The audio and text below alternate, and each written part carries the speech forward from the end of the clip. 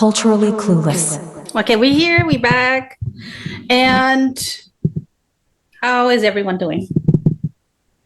Great. How are you doing? Are you great? Okay, perfect. Good. Alhamdulillah. Right. How are you? Yeah, I'm good, alhamdulillah, as always. I'm just, my day has just started and I'm currently enjoying it. So Did you say currently or apparently? apparently enjoying it, because I'm starting the day with you guys. So could it get any better?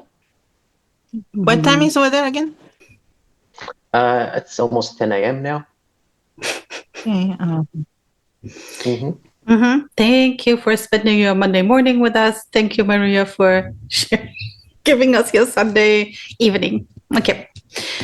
Now, Maria's question, please, because people complained when we didn't have it when we highlighted that 1 week. Oh yes, I love that comment. Oh guys, sorry, I know that one of the time we skip it because I wanted to focus on one comment and someone say no, not skipping. I was like, okay, I'm sorry, never again. Never again means never again, Maria. for everyone. Never again. For everyone. So, I'm colonizing, that's saying now. Yeah. But also, I want to apologize to the people that commented on the last video. This week has been the longest week of history for me, so I haven't had time to go to the comments, but I see you, I read you. Tomorrow, thank God, is a day off for me, so my morning is going to be dedicated to answer every single comment. Okay, Maria, take off Monday your morning headphones. I need to speak to the people even you cannot hear it. Okay, so guys, she always says that if you go back in the episodes. No, I never said that. She said it prior in other episodes. If you go back, you will find it. Okay, Maria, you can come back. Who needs enemies with these friends, bro? Exactly. We facilitate everything. Friendship, enemyship, whatever you want to call it. We're everything you need is here. You don't need anyone else but us. And the best part of it, I would just sit back and watch you guys. That's my favorite. Yeah, I can see you, popcorn next to you. Popcorn from breakfast. Oh, popcorn, I've got coffee, I've got everything. Yeah. Salty or sweet popcorn? Wait. That's an important question. Salt or sugar on the popcorn? Sweet or salty? Never sweet. Never. Good. Never. Maria, Doesn't you? work with me. Salt always. Salt and butter. Yes, we're all a team salt. Perfect. Exactly. Then we can exist we don't here. We don't need to leave that alone. That's why we get along. Hang out with you guys. You're right. Okay, but obviously this is not the question this week. Maria has worked so hard this week on this question. She thought about it and she even had nightmares and she was going back and forth. I think she told me she called 16 people to make sure this question is good. The libo haram. Okay, guys, well, you guys said I have to give 70 excuses, right? Turn it into 70 lies. Okay, let's go. Lies, no excuses. No excuses, no lies. Okay, sure? My question. Okay. So my question for you guys is, what do you think that shape us more? What makes us who we are? The things that we fight against or the things that we accept? Fight against or fight for? And just fight against, I guess. Like, this is how hard you worked on the question. I fight so hard for this question. Yeah, like against or for, like, I guess. You know what I mean? Like, there are things that we know that we cannot change and we just deal with it. Like, for example, my anxiety or my OCD is things that I just accept it and I deal with it. Therefore, it's part of my personality. But there are things that you fight against that is belong to you. So what doesn't make you at the end? Either one or the other or both. If you say fight against, I mean, then you kind of like answered the question for everyone, I guess.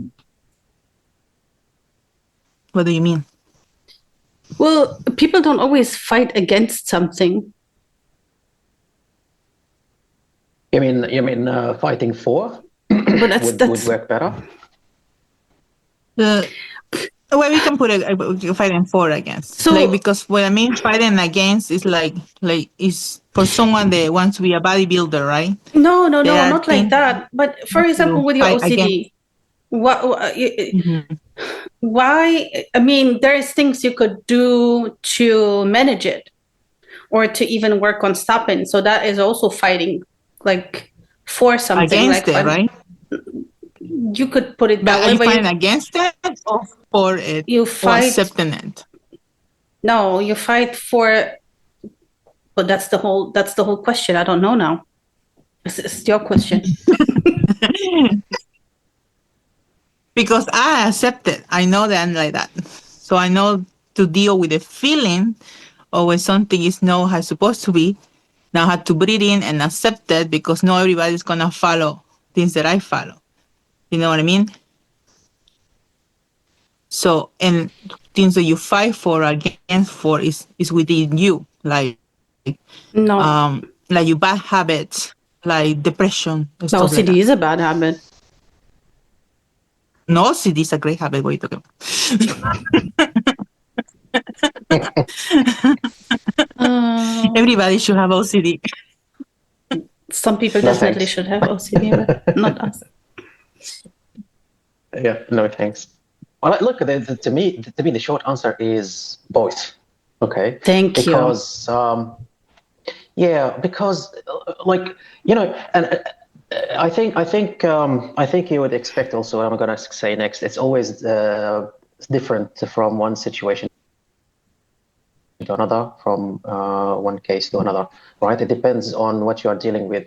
It depends if you are dealing with something that is related to work or something that's related to your daily life and where you live and your lifestyle. And it depends also if we're talking about even dealing with people, because it also works on it, right? Now, to me, I adapt with the Fight again. situations. Is that sorry? Yeah. You say when you say you're dealing with people, I definitely fight against that. I think accepting Yeah, well, everything is I lame, know. bro. Sorry. Like accepting everything that makes you a Yeah. coward.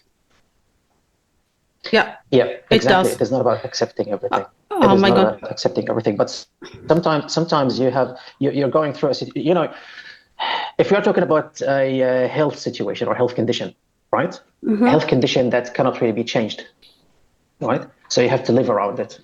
Okay. But you can so that's fight. accepting it, but yeah, well, fighting in this case, look, this type of fight is actually in like maybe you're fighting your mind, fighting on your mind that you're not giving up, for example, right? Again, when we're talking about a specific thing, you're talking about illness, right? Some health condition.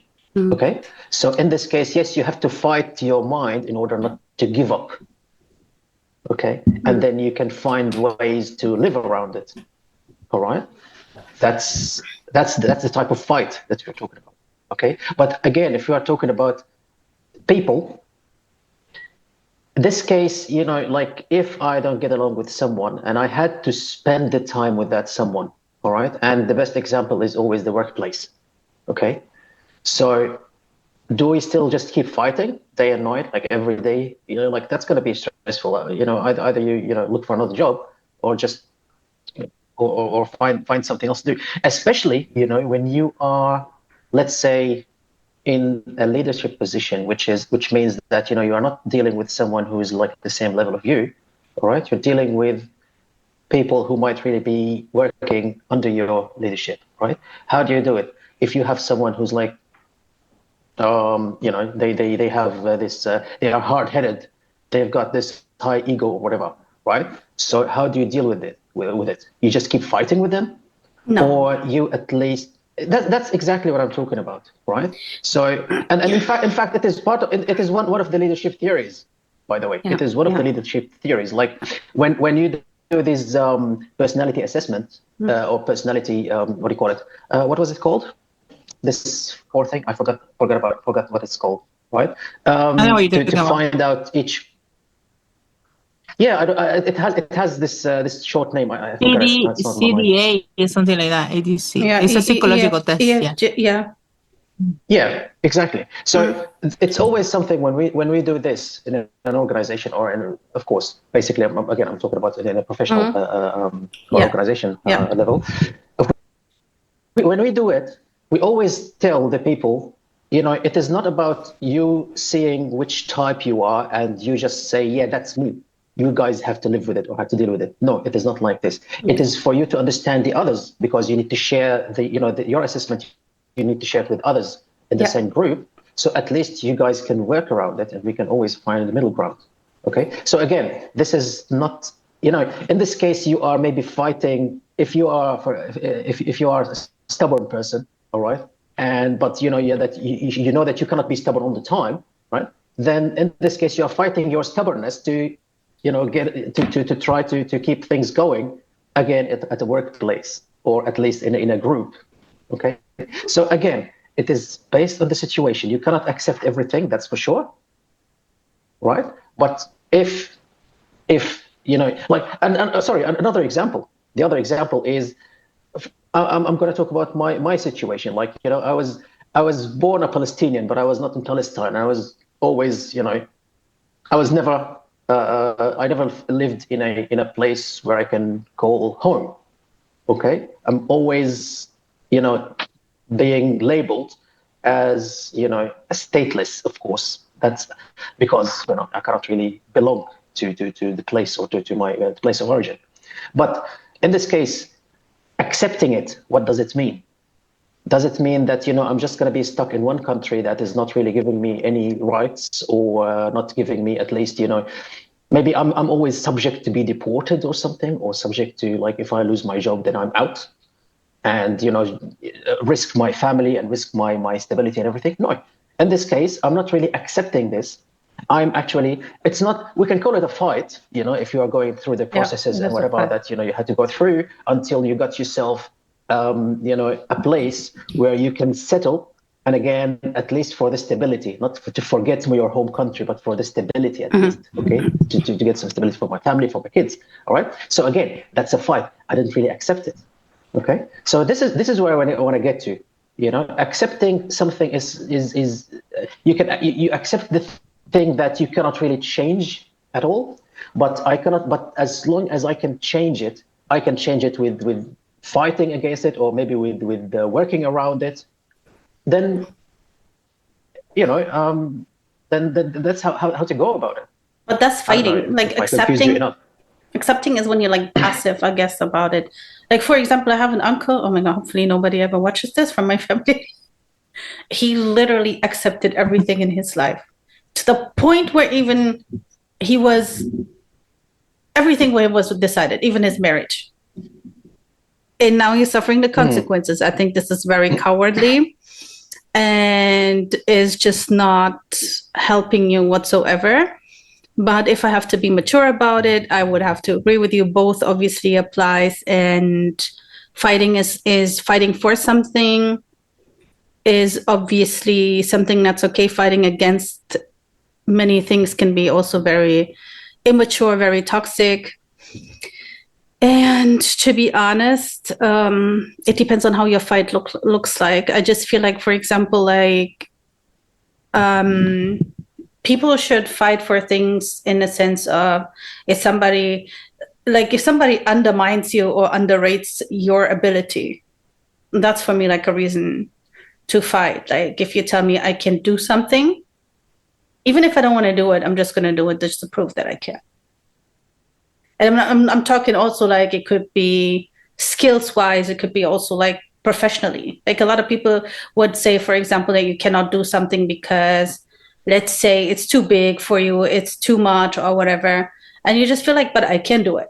Why would you accept somebody's opinion or somebody's decision on something that has nothing to do with them, but everything to do with you? Well, does that remind you? I don't know if I should bring that up. Oh my God, I'm scared. No. It's just a funny thing that I said one time about the different types of mentalities, the Japanese and the the Oh, non-Japanese. do you want to share that? I think that would be funny for the people. Okay, but yeah, I don't want to offend anyone, so I'm just going Of to course not. mention, yeah, exactly. So I'll just, it is something that I read about, the difference between the Japanese mentality and some other categories mentality. All right, I'll just put it this way. So the Japanese mentality is about how challenging they are and how they're always looking forward or trying to do the utmost all the time. So the Japanese mentality is if someone can do it, then I can do it. If no one can do it, then I must do it. See, determination. All right. Now the other category or the other group of people, okay, it's You can say who they are. no, that's all right. That's all right. People can figure out as soon as I start talking about it. Okay. All right, because I'm gonna do it the best I can now. Okay. The other mentality is, wallahi, if someone can do it, let him do it. But if no one can do it, ya habibi, how am I supposed to do it?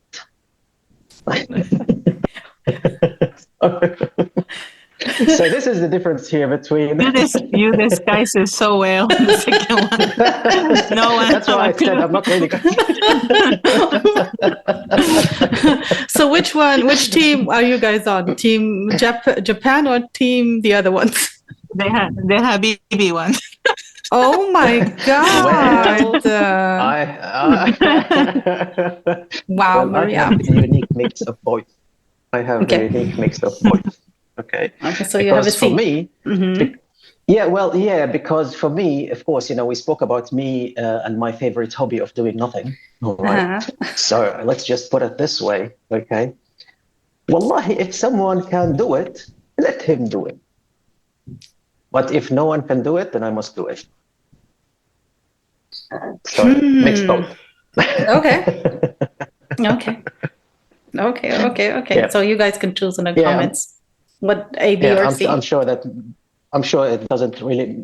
Option C doesn't really make much sense, but it actually does. It actually does, and I feel like this is more what people would be in tune with. Unfortunately. Well, but you see, I think the people, the students these days, they would pick number one. If what was the Japanese one? Yeah, if someone can do it, then I can do it. If no one can do it, then I must do it. Well, that's it. I think they go with the second part because of all the encampments, everything they're risking. A lot of people not getting their, their degrees, and they kind of don't mind. And it's actually such a huge sacrifice that they're making. And of course, we have to talk about the universities, and we want to talk about Colombia. Who was this person who spoke and who received all this backlash from all the students?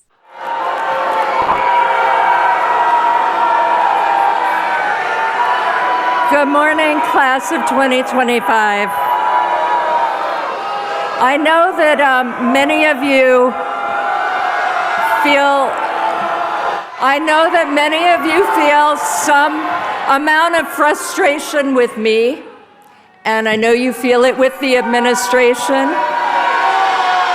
And I am always open to feedback, which I am getting right now. Oh, that was beautiful. The Columbia University Leadership, I think, was the director. The professor was doing a speech, and all the students start chanting, free Mahmoud. Yeah. And that's beautiful. My favorite part with this was, and it just goes to prove and goes to show. So most people, especially those who say out loud, I can handle criticism and I'm very good with it, are usually the people who can't deal with criticism. And it was so funny. She said, so I can accept criticism. Obviously, that's what's happening right now. And I'm like, oh my God, this is so shameful, like She was embarrassing.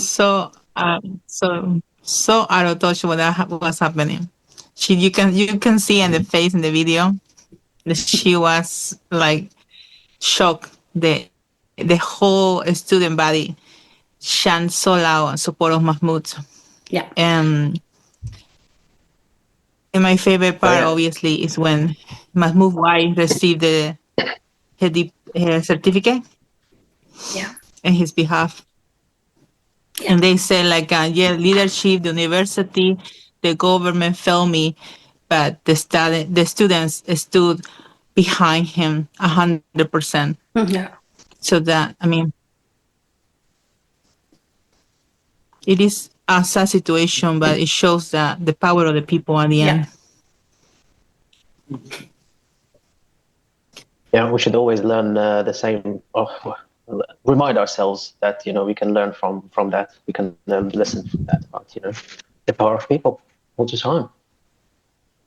And again, like Maria said, when we see the video, it would be perfect to look at like her facial expression and the way that she was like she couldn't even talk. She was like trying to smile and that she was trying to be upset at the same time, and she's trying to tell her that I understand where you're coming from, but like no one was listening to her and they were chanting. That was perfect. It was priceless, honestly. Absolutely. But you know what? Psychologically, yes, it would definitely, it would hit hard for anyone. You come somewhere and literally you were supposed to speak to these people, and literally you are the leadership, and all of these people, they don't want to hear what you have to say. They don't care.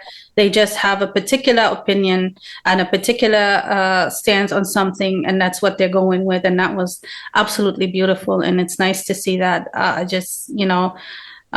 Also the wife, and also shout out to GI, who definitely gave us some criticism, rightfully so. And he said that we are becoming like this platform where we don't do updates on stories anymore. We just like talk about the story and then we move on from it. And this is very true. And there is some little bit of developments when it comes to Mahmoud, but unfortunately not much. So there's a judge, he ruled that he can be deported. This was a while back. His lawyers are fighting it. And they're saying basically, if he was to be deported back to Palestine or anywhere in these countries, because he actually grew up in Syria as well, right? And Yep. they say that his life could be in danger. So they're like basing this on that. And they're like, what can I say? They just like still fighting the case. So he's still not being deported, but he can be at any moment. And that's why so many people are really going hard for him. And because of the public support and the public outrage, I think this is one of the reasons why it's still in limbo. Mm-hmm. Yeah. Exactly. Yeah. Well, look. And I don't think that this is. leadership should be. You guys. Go ahead, Trey. No, what I was saying is like, yes, his life could be in danger, right? But in this case, again, we are dropping all the standards and all the fundamentals or the essentials of, just the basic right of free speech, right? And now we are trying to debate his, his life is going to be in danger if he's deported. While we're dropping again, like his right of free speech, his legal status anyway in this country, right? So again, like we're giving up on something, and now we are trying to just give it some more humanitarian level, which is all right. But at the end of the day, there are rules and there are laws, and he didn't really break any of these laws. This is the basis that we need to think about, right? Absolutely. So that's what I was trying to say. Sorry, Maria, go on. No, I just want to point it out that there is no way for the U.S. government or ICE to know who Mahmoud was or who was the other student that was also incarcerated. The name was given to the government. Yes. And who else will know this information? Tell them. these leaderships and these universities, they are part of the I think Ines correct say, this Canary protocol.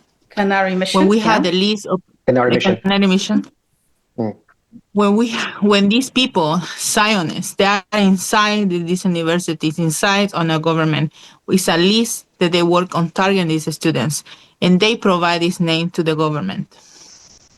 So this is no random people that they pick. These names were provided to them. These people are targeted. Yes, and targeted through social media, targeted through universities, through all type of public domains. So it can really be anyone. This time it was Mahmoud, it was Mohsen, it was, I don't know, Rumaisa. Next time it can be literally anyone. So, and when we talk about freedom of speech, we have to talk about Trump and President Ramaphosa, the South African president, visiting the White House. It was beyond embarrassing, not only because of the disinformation that Trump gave, and there's some very interesting development that we're going to talk about as well, but the fact that he called out a journalist from because she asked about this very expensive plane that we talked about last week that he received from Saudi Arabia, and he basically he told her that she's an idiot. He didn't let her speak. He was interrupting her, and he was calling her all kind of names and dumb and stupid. And he also wants NBC to be investigated. And the whole thing about this is this man, who apparently stood for freedom of speech, doesn't, it doesn't apply everywhere. And it's just absolutely crazy how he was really, really undermining her, not giving her a chance to finish her question, or anyone to speak for that matter, because he knew where this was going. So yeah. Well, it's not the first time that he targets people. No. That's what he does with the opposition, as insult and attack. Yeah. So what are the claims? What is he claiming? Even if the question was, let's say it's irrelevant, from his point of view. Yeah. But he could have done it in a better way. He could have done it at least in a proper way, right? But he the way he did it, it was, I don't know. It felt like he was scared of the question. He was just going defensive, and at the same time, he was just fighting back or pushing it back. Why, bro? Why? Just dismiss it or go around it, and that's it. Keep going. But he made a scene out of it, which was that tells you exactly what kind of person he is, and we're dealing with now. Well, yeah, he made a whole scene of this whole thing. He wanted to play a video. He was so proud that he came with some, he thought he was on a TikTok debate or on a Piers Morgan show or something like that. Where this guy. Big screen. Yeah, exactly that. He was like, dim the light. We're gonna watch a video. He came with articles, and it turned out to be so embarrassing. And so this video that he was showing about all these crosses, claiming that the crosses along the roadside represent dead white South African farmers, which is absolutely not true. It represents any deaths of all ethnicities and races in South Africa. Even the South African president was like, and can you tell me where this was? Because I would like to know, because I haven't seen this. And then we have other journalists come out and also talk about all the things that he was showing, or some of the video that he was showing was actually not taking place in South Africa, but showed the genocide that's going on in the Congo, particularly in Goma. Let me explain. During an Oval Office meeting on May 21st, Trump caught South African President Cyril Ramaphosa off guard when he alleged that white farmers were being persecuted because of their race. Trump then presented alleged video evidence followed by a series of articles and images that he falsely claimed showed white farmers that are being buried in South Africa. Look, here's burial sites all over the place. These are all white farmers that are being buried. Following the meeting, Reuters revealed that one of the images Trump displayed was a screenshot from one of their videos that showed footage of humanitarian workers burying bodies in the city of Goma in the Democratic Republic of Congo. The footage was captured in February, following deadly battles with Rwanda-backed M23 rebels.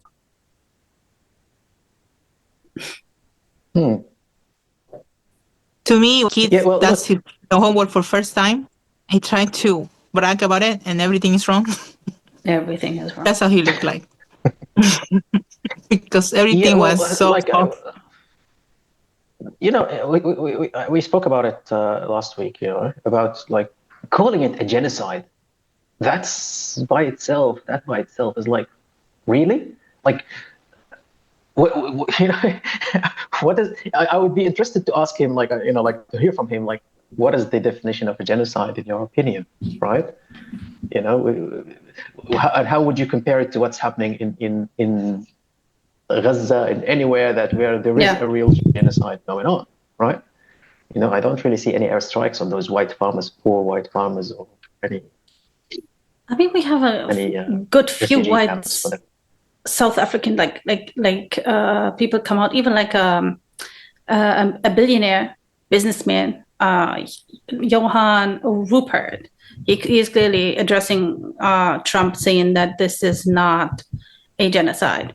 But regardless of all of this, right, like him showing Congo, like stuff from the Congo, and misrepresenting and giving disinformation and being rude to this journalist, I actually found way more interesting. Like, you have two presidents, and both of them like so different, like day and night, and how President Ramaphosa handled himself was absolutely amazing. Despite all these accusations, despite all these condescending behavior, he remained calm. He remained professional. He tried to even make a joke, to kind of like get on the lighter side of things with the plane. He said, "I wish I had a plane to give you." Or he said, "No," he said, "I don't have a plane to give you." And then Trump said, "I wish you had." And I think this just shows that this guy was more interested in making a different kind of impression. And it just even highlighted more Trump's ignorance and stupidity. We do not have a genocide in South Africa. This South African farmer wants to set the record straight. He wrote an open letter to US President Donald Trump after Trump offered Afrikaner farmers refugee status. But it's a genocide that's taking place that you people don't want to write about. But it's a terrible thing that's taking place, and farmers are being killed. They happen to be white. The first group of 59 Afrikaners traveled to the US in early May. It has raised questions about why a group of white South Africans of Dutch and French descent are being granted refugee status. Sometimes you don't really need to do anything. You don't really need to do anything, and let that stupid person just expose themselves, right? Exactly. Yeah, I know America, but I live here, and it's embarrassing to watch. I mean, these are the people that make decisions that affects all of us, and see the level of ignorance is scary, right? This guy can push the nuclear button at any time, and we had to deal with the consequence. Well, you voted for him. But yes, shout out to. I didn't vote for that. I know the haramness.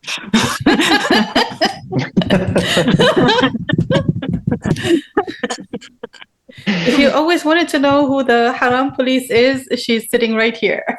Me. Yes. Yeah. I know, even Muslim. Looking at her. But you're doing a great job, by the way. I love your work. I love your work. You're doing a great job being the haram police. Thank you. So far. The Muslim community, I appreciate it.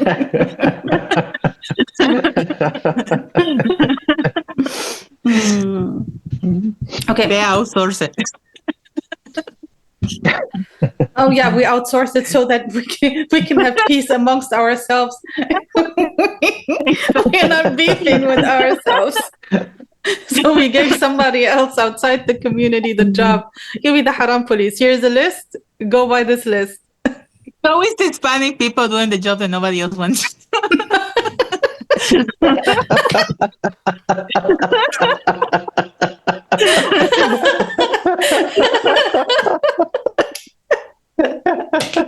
That was spot on. I love that.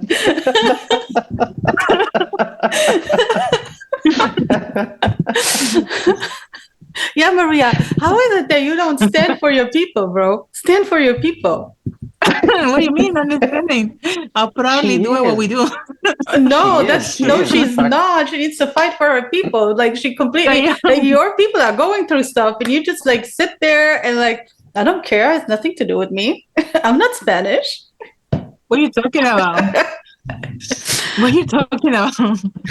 No. In fact, the way she put it was perfect because like she said, like Hispanic people are doing the the jobs that no one like to do. Are you getting paid well? Perfect, right? Right now,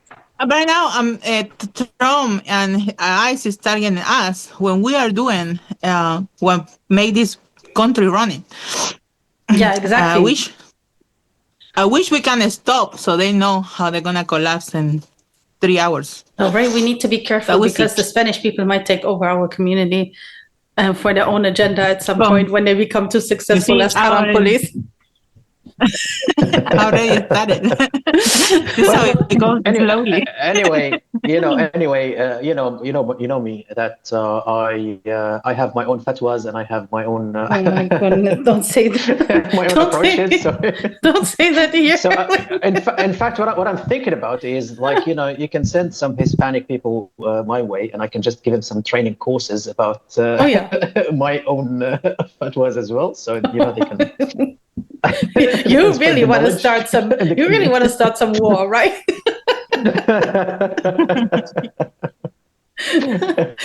They're gonna all come to say that guy over there told us.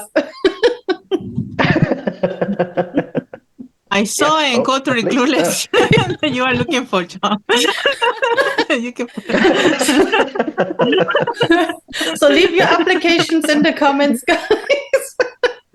Yeah. Okay. Click the apply button.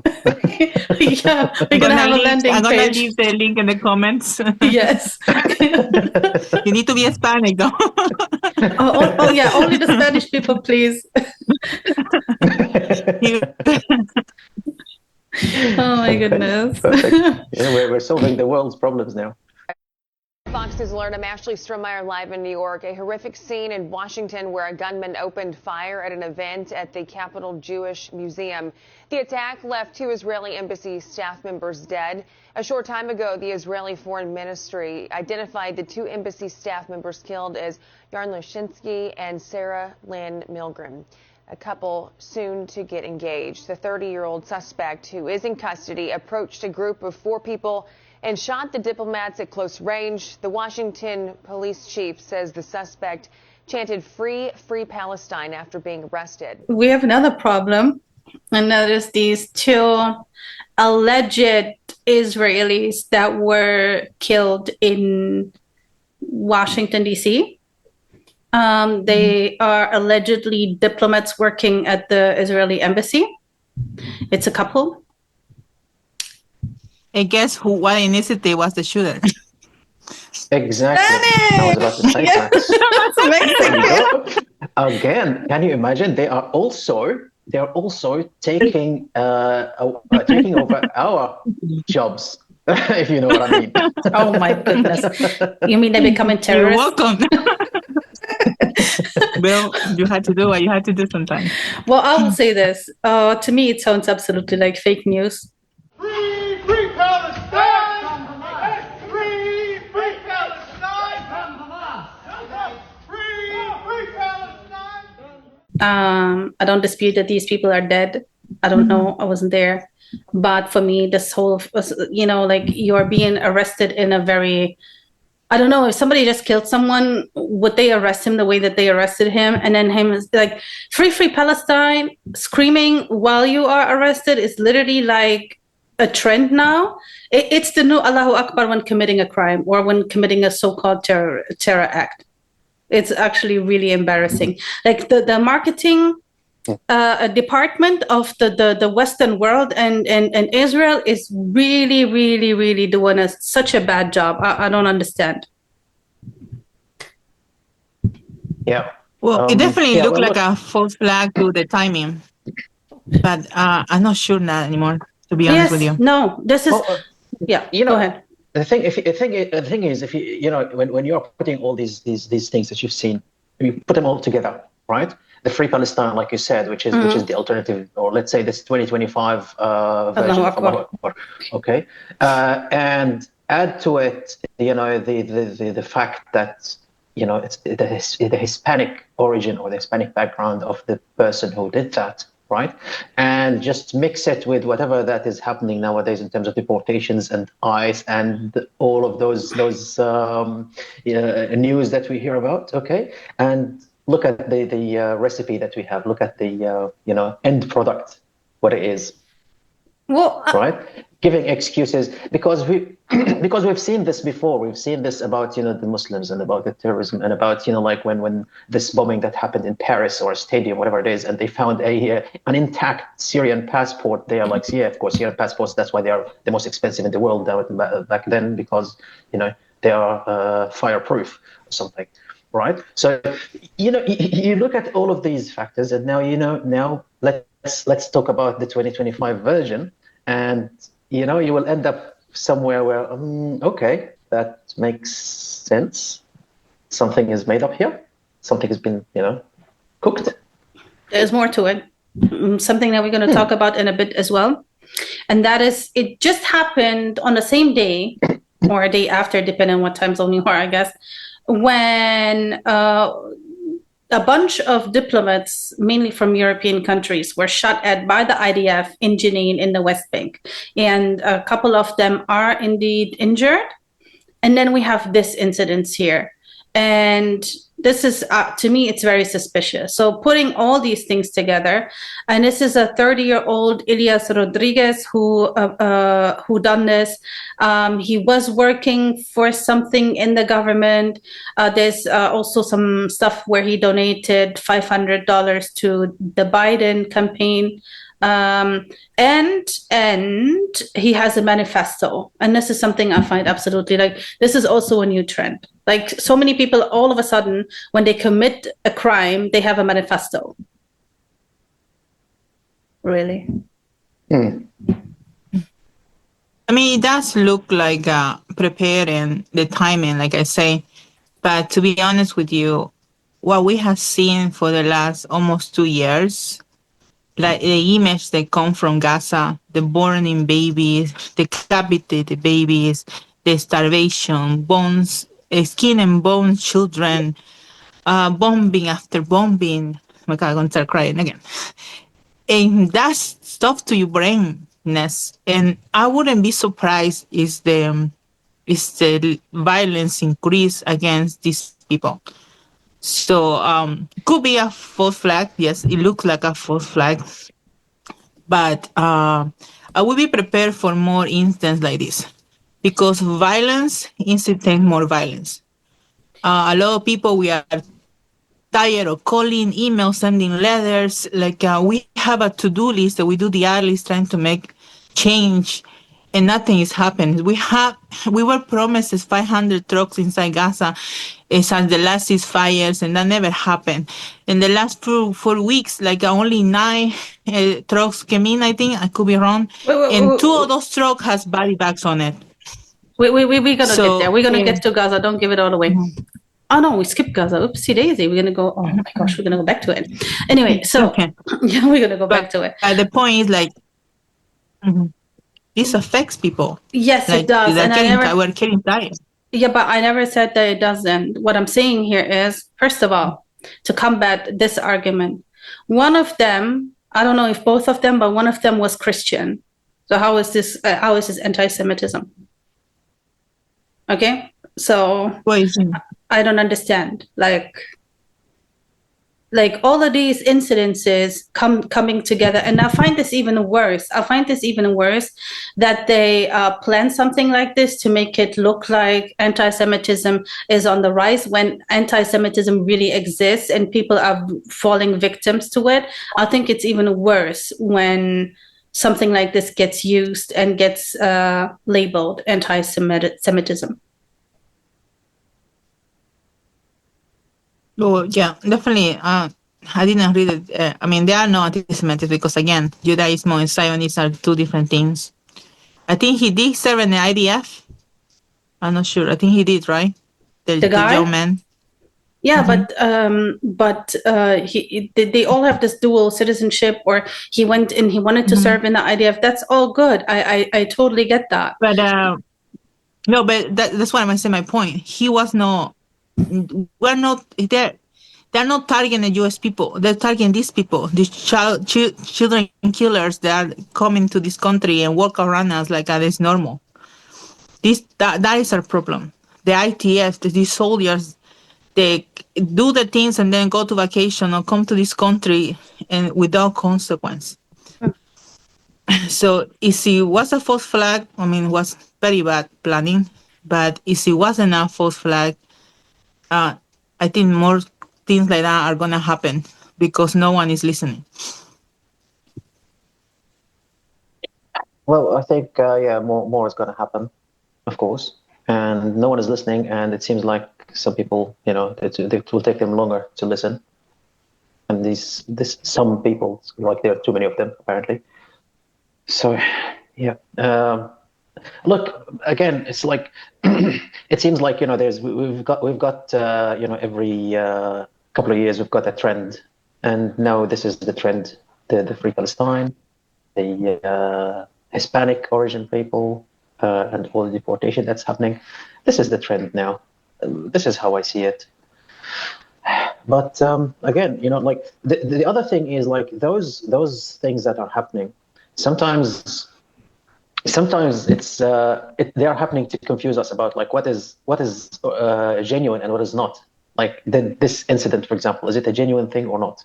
Okay, if another incident happened and it was genuine, okay, then we start questioning about it, and we might start sometimes condemn it because you would say like, oh, that's not really helping our cause, right? Mm-hmm. So the conspiracies would start battling in our head. Absolutely. At some point. We're getting manipulated. Of course, we have to talk about Gaza as well. We skipped it. My bad. You guys could have said something. It's how much you pay attention. I thought it was the perfect transition with me talking about immigrants and then, the person that I thought it was on purpose. No, but okay. Never mind. So, what happened in Gaza? What's going on? Maria, you can carry on because you started. Yeah, you can carry on, Maria, because you started already. Sorry. Keep going, please. A lot is going on in Gaza. I mean, the attacks are unstopped. Starting for the food that was promised. Netanyahu agreed that they're supposed to leave trucks in, but nothing is coming in. It's stuck in the front. Consequence of this, we have 14,000 babies, not even children, arrested to die because they don't have the nutrition that they need. On top of that, the hospitals are being targeted. I forgot the name of the hospital. Do you have it? Al-Nasser hospital was targeting. You mean that where the doctor was? Or do you mean another one? I don't know. Like they targeting the other one. The European hospital. The European hospital that was last week. That was last week. But no, this one is when we had the doctor. I don't want to butcher the name. Ala Najjar. So it was not a strike at the hospital itself. It was a strike at the residential building and where her house is. Yes. Mm-hmm. When she was working in a hospital, when she was working in a hospital, her house was targeted by the ITF, and she lost all 9 children. So when she was working, she received the body of the children. The 10th child and the husband And by are... the way, she's a pediatrician. Yes. She's a pediatrician. But the husband and So it's the one of the kids are still alive, and they're in critical condition. And I just want to point out the youngest child is 6 months, and she insisted on going to work again because we do have like not enough doctors in Gaza, and the situation is very bad. So you can imagine how she felt when they delivered her family members to the hospital. Yeah, so we're talking about 10 children, 9 out of which they lost their lives. Again, the youngest is 6 months, the oldest is 12 years. Now it's only her husband and just one child, and they are both, of course, injured, hopefully getting some treatment. You know, I'm saying hopefully because of the lack of any medical supplies and equipment and the proper conditions for treatment. But I don't know. All we can do is to pray and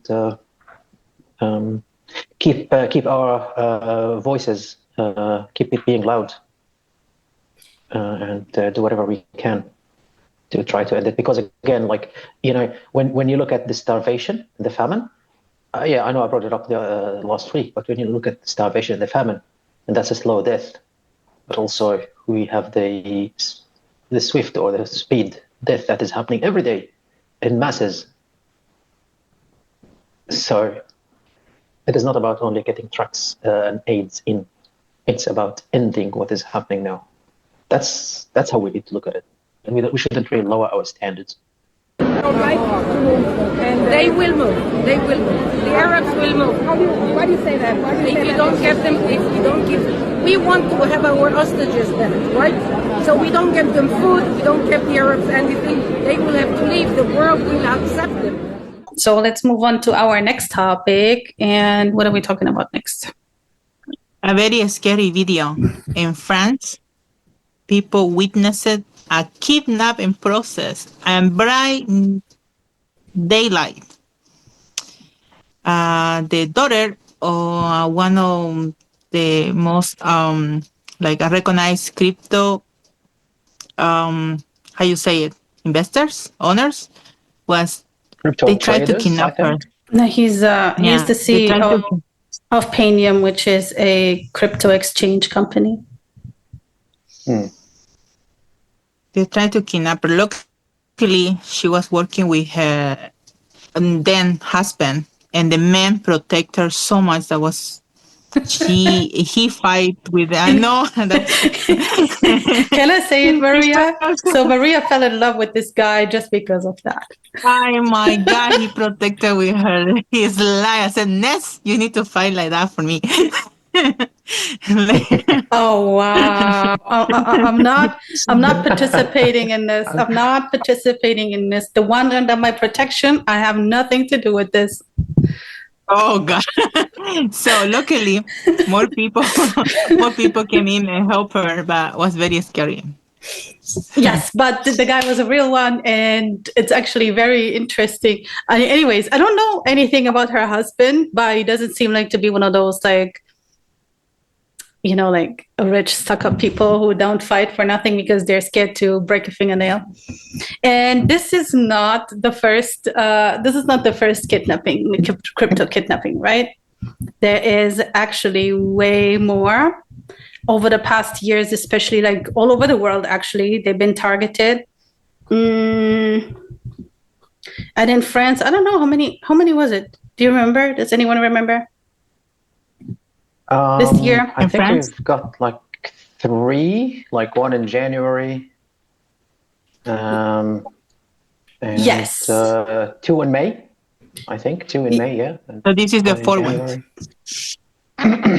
And worldwide, mind you, we're just like 5 months in. We have 22 cases of abduction related to crypto worldwide. Bro, what is going on in France? What you are seeing is a freaking attempted kidnapping that happened yesterday in broad daylight on the streets of Paris. The three masked men are trying to grab the daughter of a cryptocurrency boss and shove her in the back of this white van. Now, luckily she was with her husband at the time, and luckily he was a real one because he tried to fight these guys off, but he ended up getting hit in the back of the head multiple times. Despite this, however, he never lets go of her. She was able to grab one of the attacker's guns and throw it into the street, and then moments later, this guy comes running out of an alley to help the couple, and they get scared and they run off. Yep. Yeah, well, look, it is scary. first I wanted to get back to the husband, okay? Because when you mentioned the comment about like he's not one of these people who would be like really breaking a nail, this, okay? And he's also not one of those people would be like, oh, thank God, she's annoying. Take her, guys. Right? Okay, good luck. Oh my God, she was pregnant, yo. Like, please, she was pregnant. No, I'm just But saying.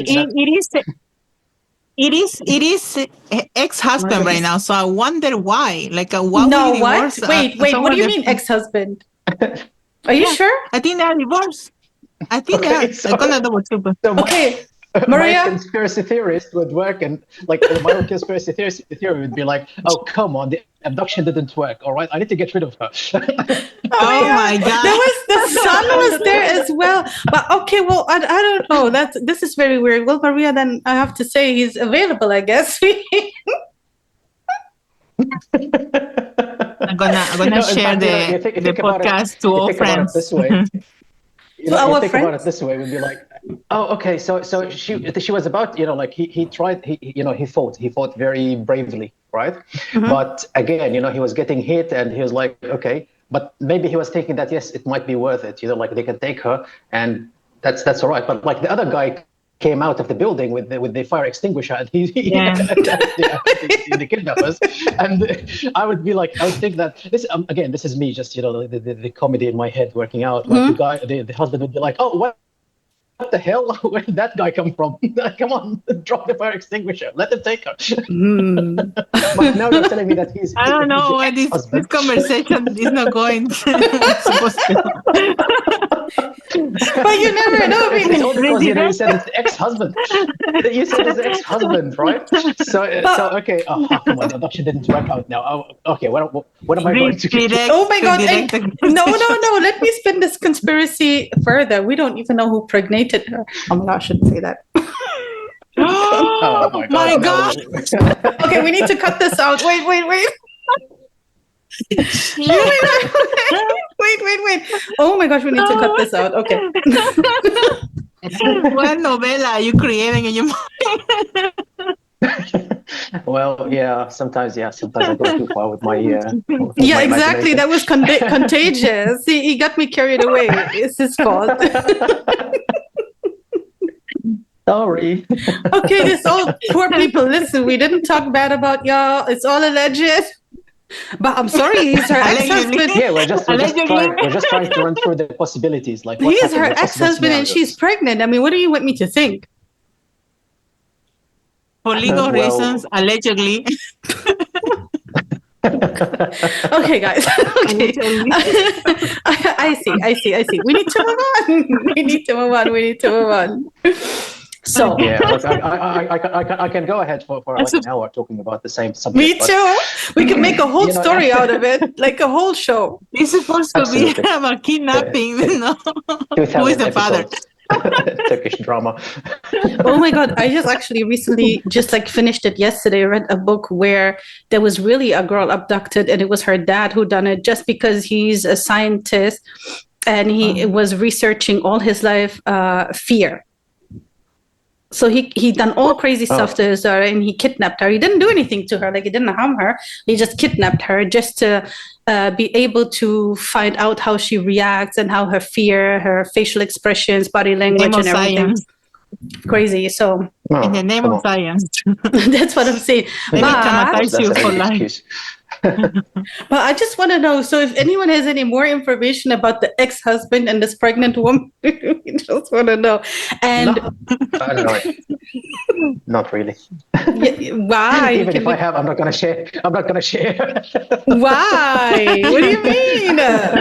Even if I have, that's what I said. Why? Let's. I don't know. I don't want how to say it. Yeah, look, I don't want to put more scenarios, basically, and hijack the whole episode. Listen, guys, these episodes will come if we get this channel. So tell your friend to subscribe because we need to eventually get on our Patreon. But that's a story for a different day. I just want to say, if you guys have what is it called, crypto, don't tell anyone. Yeah. So look, the thing about the crypto itself, basically, the value of it, it's rising all the time, right? And it's at some point it's a good investment. Of course, it's risky. Like there's ups and downs. And sometimes you lose because you would really get so excited and keep trading with it. But the thing about it is like it's not traceable. Like if you think about the abduction. And we're talking about not only about this specific video that we're talking about. We're talking about like the other 4 cases, right? Now, abduction happens, and then ransom is required or requested. Okay, and the ransom would come in crypto as well, of course, because it is, first of all, again, it's the high value, and the other thing is that it's not traceable. You can't really trace it. I don't know if you guys have received something like this, but like sometimes I get into my junk email, right? In my junk inbox. Oh my God. I receive an email, something. I don't know. Oh, apparently you did receive something like that. Because I receive in my junk inbox sometimes something like, we hacked into your computer and we've got all the files, we've got all the pictures of you, blah, blah. And if you if you don't want them to spread around, pay something like, I don't know, this amount of crypto to this link, right? Now, of course, the link could be a hacker link itself, but like also if you put it in the if you think about it in a different way, it's like, okay, so now you are being blackmailed, and then you are supposed to pay something, and that money is not going to be traced, basically, because it's crypto. You just go to that link. It could be a wallet or whatever it is, and pay there, right? Now, too bad for these guys who are emailing me this crap, honestly, because I don't deal with crypto. So what do you want me to pay? Like, how do you want me to pay anyway, right? But it seems like it is becoming nowadays. It's just becoming the new blackmailing trend, if we can call it this way. Yes, because there is no it's not traceable, as you said, and there's no rules. I mean, it's easy, I guess, but I don't know. So if you have crypto, don't tell anyone. I don't have any crypto. You don't? So no, I don't. And so please, guys, if anyone is planning to kidnap me, you're looking at the wrong person. I don't have crypto either. Sorry. Maria, you're supposed to say I don't have crypto either. I have Roblox. That's a word. Robux. Yeah, Robux. Oh, okay. That's. I have Roblox. Who knows? Who knows? Maybe they will. They would. That ain't high demand. I mean, they are. Okay. Yep. So remember, we always have to, or we're trying to have something that we can cancel people, not cancel people, cancel things. And we try to ruin something fun. Exactly. So if you guys go to the gym or do yoga or order clothes from, I'm not going to say the name, but actually like from a particular online shop in a country far away with very low prices, you need to be very careful because a lot of these clothes have interesting chemicals and plastics in them. This is the first time in human history that people have been wearing plastics as clothes. I really feel like I'm the only one telling people that their yoga athletic outfits and their clothes that are made of polyester, nylon, and spandex are made of chemicals and plastic. I want people to understand that that's actually a big deal. This is the first time in human history that people have been wearing plastic as clothes. It's actually having a significant effect on people's bodies and their minds. These outfits are leaching out chemicals and plastics that are going into your body and disrupting your hormones. That was very interesting what you teach me this week, because I thought that was a great way to recycle. But then Ness told me that these plastics absorb in your skin and you get sick. Your skin, we breathe it in because, so when you even wash your clothes, like the microplastic particles get released, and then they are everywhere in the air. They go also into our water.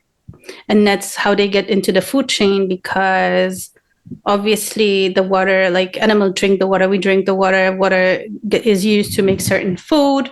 And so it's just like, all in all, it's very, very dangerous, but people don't really see this because nobody would tell them. It's just a cheap way like this.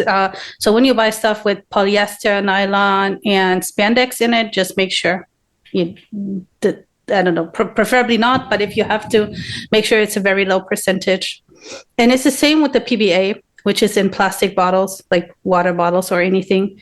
And then there's phthalates, because this affects also our hormones, where it's kind of like acts like a hormone replacement, like estrogen. And estrogen is, yeah, okay, this is the female hormone, and I guess we need it, but too much of it is not good, because this is what causes weight problems, and this is what causes like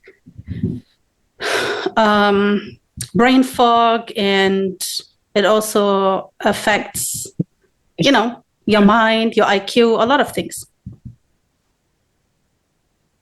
Okay, now I understand what's happening. That explains a lot. And fertility. Yeah. I mean, I was thinking the same thing. I was like, okay, finally an explanation.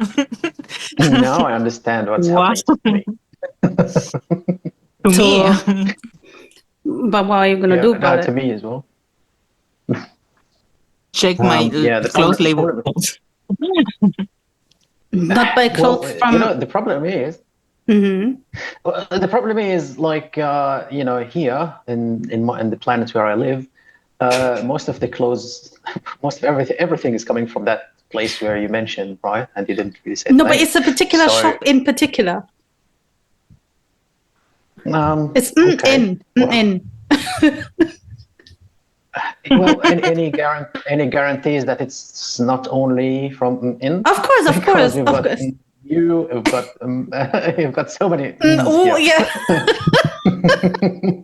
Yes, no, all these places definitely, like everywhere there is nylon, spandex, and what is the other one, polyester. Because it's people love it because it's stretchable. It's like it's cheap. Yeah, it's affordable. Yeah. But don't get fooled. Yeah, well, like again, that explains a lot. No, but don't get fooled. Like designer clothes are not like, just because they're more expensive, it doesn't mean that they don't hold all of these chemicals and these synthetics in there. And this does affect hormones a lot. And there is also a lot of cases that you guys can research yourself where it did affect people in a very bad way. And if you also don't know a lot about estrogen, you need to look it up. Too much estrogen is really what causes a lot of problems. And by the way, even men can have estrogen, just saying, for those who don't know. Yeah, but like when you mentioned even the... you have an episode. About estrogen? Sorry, Maria? No, hormones in general. Oh, yeah. Oh, yeah, I love that topic so much. What were you saying, Ray? Yeah, I was just saying, when we are talking about the designer clothes, like when you said that, I don't think that if you pay more and you purchase the designer clothes, that's going to be even better, because even that, because of the outsourcing and everything, they are still manufactured in the same place, right? But they just because they have the label and the brand, that's what makes them expensive. Yeah. Well, this is the thing. I mean, it's just as you see. Like, I mean, we're able to give you like specifics in terms of what type of things to kind of like reduce or stay away from, and especially with like gym clothes, right? Because when you go to the gym, obviously you sweat for the most part, and then the skin is our biggest organ, and it absorbs everything from the skin. So yeah, definitely. Yeah, the thing is, it's not only on the clothes. Like I know a friend who had a skin condition, and they tried everything. They thought it's allergy, because of food. They thought it's because of even the sun and the UV high UV rate here. But when they traced back, and there was only one doctor who really came and said, no, it is one of the ingredients or one of the components that are used in the cleaning detergent, the soap that you use for washing, right, for the laundry, right? And in this case, like, this person had to like replace, honestly, they had to throw away all their whatever they touches their skin, that's including bed sheets, because they're using it for they're using the same ingredient or the same detergent, right? So I don't want to scare people here, but sometimes you have to be careful. Oh, 100%. But this is so true when it comes to detergent as well. That's why I have I don't know, there's great options, but when it comes to laundry, I mean, I'm probably the weirdest person anyway. My laundry routine is very specific. Yeah, we can have an episode about that one as well. Oh my God, about my laundry routine. All I say is baking soda. I still use detergent, I'm not gonna lie, but baking soda and vinegar essence, that's all I say. All right, we can talk in more details about it. So, our last thing for today, I don't think anyone cares.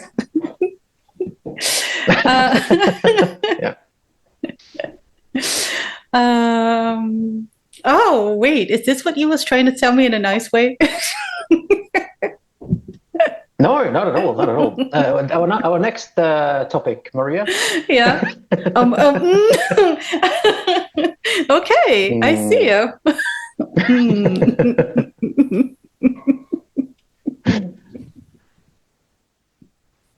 Okay. Our next topic, please. Save us, Maria. Oh, and this is a very important topic, so you need to let it out, because it's very important for me. You cannot run this one. Oh my God, I want to cry. Come on, Maria. I thought you had a team here. Come on, Maria.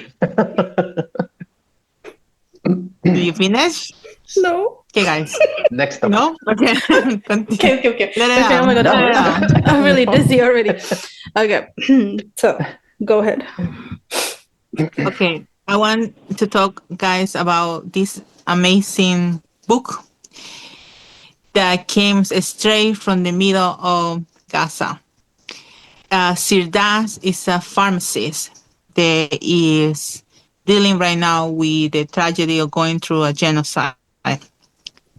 He had a pharmacy that has been targeted and destroyed several times, but this man is so strong, so resilient, that he is rebuilding the pharmacy and he does help everybody that needs medication. As you know, is essential in this situation. So this wonderful man, Sirdar, wrote a book. It's called From Misery to Help. This is a very raw book. Like, he's not a writer, but he expressed his all he was going on since the beginning of these atrocities. This book is very important because it gives you it's not a book of facts. It's not a book of hope.